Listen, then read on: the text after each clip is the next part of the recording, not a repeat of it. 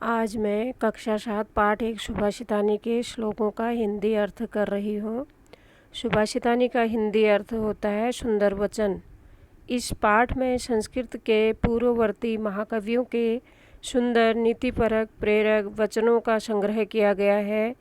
इस पाठ में बताया गया है कि इस पृथ्वी पर जल, अन्न तथा वचन ही वास्तविक रत्न है।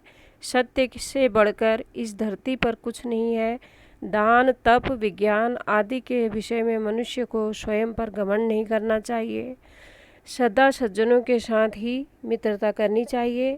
धन के लेन देन, विद्या प्राप्त करने तथा आहार व्यवहार में मनुष्य को कभी लज्जा नहीं करनी चाहिए। पहला श्लोक है, पृथिव्यां त्रीणि रत्नानि जलम अन्नम सुभाषितम मूढ़े पाषाणखंडेषु रत्न संज्ञा विधीयते। पृथिव्यां मतलब पृथ्वी में, त्रीणि मतलब 3, रत्नानि रत्न हैं। पृथ्वी पर 3 ही रत्न हैं। वो क्या क्या है? जल जमा अन्न।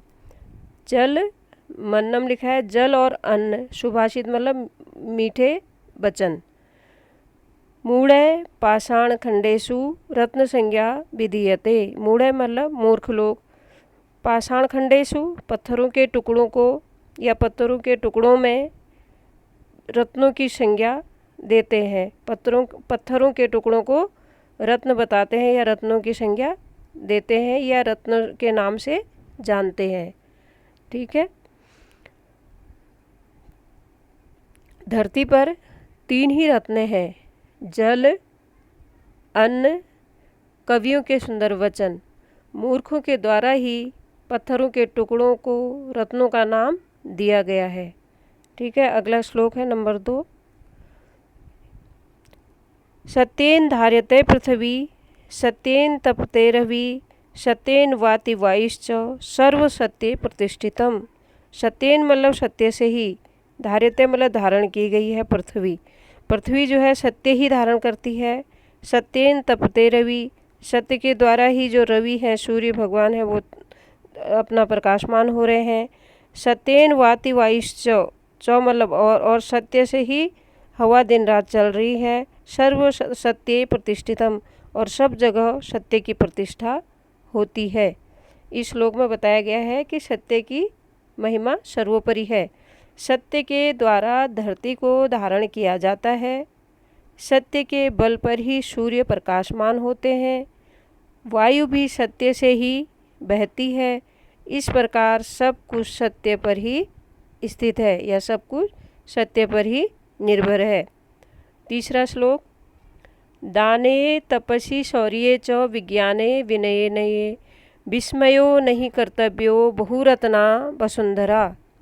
दाने मतलब दान देने में, तपस्वी मतलब तपस्या करने में, शौर्य मतलब अपने यश को, शौर्य को, कीर्ति को बढ़ाने में, च मतलब और, विज्ञाने मतलब विज्ञान के, विनय नए नए नए आविष्कार, विज्ञान के नए नए आविष्कार, विस्मय मतलब आश्चर्य, नहीं करना, कर्तव्य करना चाहिए, बहुरत्ना बहुत रत्नों वाली, वसुंधरा मतलब धरती।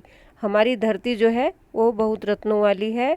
अगर कोई दान, तप, शौर्य, विज्ञान और नए नए आविष्कार करता है तो इसमें जो है हमें विस्मय नहीं करना चाहिए, हमें आश्चर्य नहीं करना चाहिए, क्योंकि हमारी जो धरती है, हमारी जो वसुंधरा है, यह बहुरत्नों वाली है।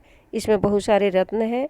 अगर इस तरह की कोई नई चीज़ अगर होती है तो हमें उसमें आश्चर्य नहीं करना चाहिए। हिंदी अर्थ ध्यान से एक बार देख लें।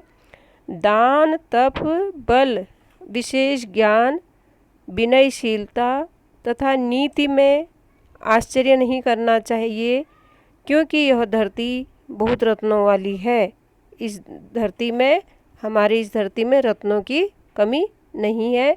अगर कोई अत्यधिक दान करता है, तप में लीन रहता है और बलशाली है और अपने ज्ञान से नए नए आविष्कार अगर करता है, नीतियों में निपुण है, तो इस चीज़ में हमें आश्चर्य नहीं करना चाहिए, क्योंकि हमारी धरती में ये सब रत्नों की कमी नहीं है। अगला श्लोक देखें, चौथा, सद्भिरेव सहातीत सद्भिकुर्वीत संगतिम सद्भि विवादम मैत्री च ना सद्भि किंचित आचरेत।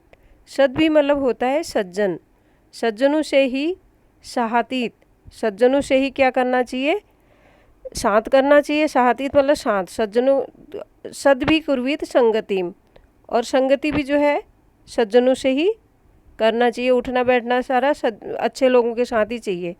सद्भि विवादम मैत्री छ, सद्भि मतलब सत्य लोगों से ही, जो सज्जन लोग हैं उन्हीं से विवाद और मैत्री करनी चाहिए। ना सद्भि किंचित आचरेत, ना मतलब जो सत्य इंसान नहीं है, जो सज्जन इंसान नहीं है। नो मतलब नहीं, सद्भि मतलब सज्जन, जो सज्जन नहीं है, जो दुर्जन है, तो उनके साथ किंचित आचरेत, किसी प्रकार का आचरण, किंचित मतलब किसी प्रकार का, आचरेत मतलब आचरण नहीं करना चाहिए।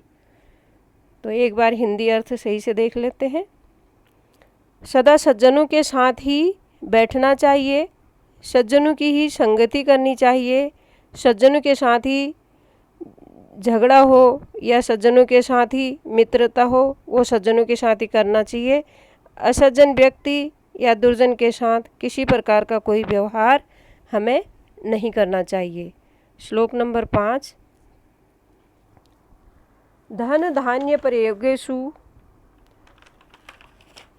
धन धान्य प्रयोगेषु विद्यया संग्रहेषु च आहारे व्यवहारे च त्यक्तलज्जः सुखी भवेत्।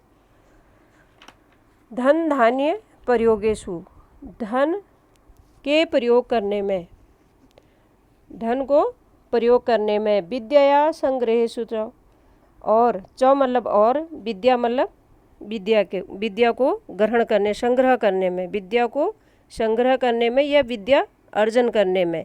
आहारे व्यवहारे च मतलब और, आहार करने में मतलब खाने में, और किसी के साथ व्यवहार करने में जो है हमें त्यक्त लज्जा, अपनी लज्जा को, अपनी शर्म को छोड़ देनी चाहिए। जो अच्छी चीज़ें हैं इसमें शर्म नहीं करनी चाहिए, और अपनी लज्जा को इन चीज़ों में छोड़ करके इंसान को हमेशा सुखी रहना चाहिए।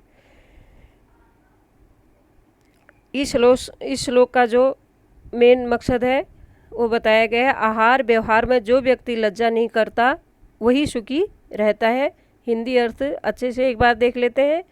धन धान्य के प्रयोग में, विद्या के अर्जन करने में तथा आहार और व्यवहार में जो व्यक्ति लज्जा नहीं करता वही सुखी रहता है।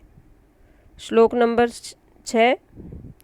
क्षमावशी कृते लोके क्षमया किम नहीं साध्यते, शांति खड्ग करे यस्य किम करिष्यति दुर्जनः। इस श्लोक में बताया गया है कि संसार में क्षमाशील मनुष्य सभी को अपने बस में कर सकता है। जिस मनुष्य के अंदर क्षमा की भावना है, जो इंसान क्षमा करना जानता है, वो सबको अपने बस में कर सकता है। तो देखते हैं, क्षमा वशी कृति लोके, क्षमा मतलब अगर क्षमा करने की शक्ति हमारे अंदर है, अपने को हम अगर रोक सकते हैं, तो वशी कृते लोके, लोके मतलब संसार में सबको वश में किया जा सकता है। क्षमा के भाव से हम संसार में सबको अपने वश में कर सकते हैं। क्षमया किम न साध्यते, क्षमया मतलब क्षमा से, किम मतलब क्या, न मतलब नहीं, साध्यते मतलब क्या नहीं हो सकता है। क्षमा से सब कुछ हो सकता है। शांति खड्ग करे यस्य, शांति खड्ग मतलब शांति रूपी, शांति रूपी खड्ग मतलब तलवार। एक तो वैसे खड्ग होता है जिससे लड़ाई करते, एक है शांति रूपी खड्ग जिसके करे हाथ में, करे मतलब हाथ में, यस्य मतलब जिसके, किम करिष्यति दुर्जनो, शांति रूपी खड्ग जिसके हाथ में है, उस मनुष्य का दुर्जन या बुरा व्यक्ति क्या कर सकता है? कुछ भी नहीं कर सकता, उसका कुछ भी नहीं बिगाड़ सकता है। तो हिंदी सही से एक बार देख ले। संसार में क्षमा ही सबसे बड़ा वशीकरण है, अर्थात दूसरों को अपने वश में करने का साधन है।